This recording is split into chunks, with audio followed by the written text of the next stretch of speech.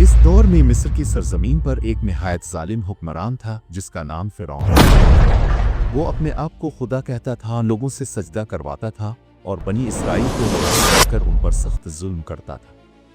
اللہ نے اس ظلم کو ختم کرنے کے لیے اپنے برگزیدہ نبی حضرت موسیٰ علیہ السلام کو بھیجا۔ حضرت موسیٰ علیہ السلام فرعون کے دربار میں گئے اور فرمایا، میں اللہ کا رسول ہوں، بنی اسرائیل کو آزاد کر دو اور صرف ایک اللہ کی عبادت کرو۔ لیکن فرعون ہنس پڑا اور کہنے لگا، اگر تم سچے ہو تو کوئی نشانی دکھاؤ۔ اللہ کے حکم سے حضرت موسیٰ علیہ السلام نے اپنی لاٹھی پھینکی تو وہ زبردست اژدھا بن گئی، اور جب ہاتھ نکالا تو وہ نور سے چمک اٹھا۔ مگر فرعون کا دل نہ بدلا بلکہ اس نے ظلم اور بڑھا دیا۔ آخرکار اللہ نے حضرت موسیٰ علیہ السلام کو حکم دیا کہ رات کے اندھیرے میں بنی اسرائیل کو لے کر مصر سے نکل جاؤ۔ چنانچہ حضرت موسیٰ علیہ السلام اپنی قوم کو لے کر روانہ ہو گئے۔ جب صبح ہوئی تو فرعون کو خبر ملی۔ وہ غصے سے پاگل ہو گیا اور اپنی بڑی فوج کے ساتھ پیچھے دوڑ پڑا۔ آگے دریائے نیل تھا اور پیچھے فرعون کی فوج۔ بنی اسرائیل گھبرا گئے اور کہنے لگے، اے موسیٰ، اب تو ہم پکڑے گئے۔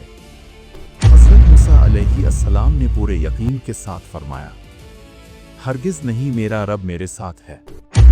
پھر اللہ نے حکم دیا، اے موسیٰ، اپنی لاٹھی دریا پر مارو۔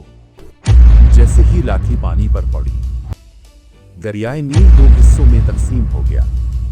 پانی دیواروں کی طرح کھڑا ہو گیا اور درمیان میں خشک راستہ بن گیا۔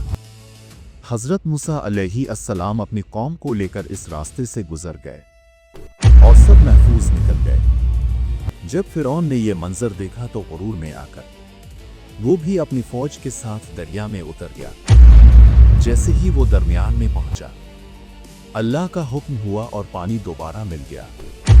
اونچی اونچی لہریں اٹھیں اور فرعون ڈوبنے لگا۔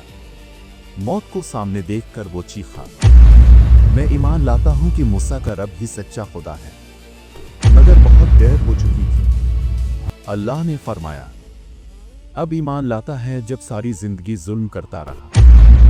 فرعون دریائے نیل میں غرق ہو گیا اور اس کا غرور ہمیشہ کے لیے ختم ہو گیا۔ اللہ نے اس کی لاش کو عبرت کے لیے محفوظ رکھا تاکہ آنے والی نسلیں سبق حاصل کریں۔ یہ واقعہ ہمیں سکھاتا ہے کہ جو اللہ پر یقین رکھتا ہے، اس کے لیے ناممکن بھی ممکن ہو جاتا ہے۔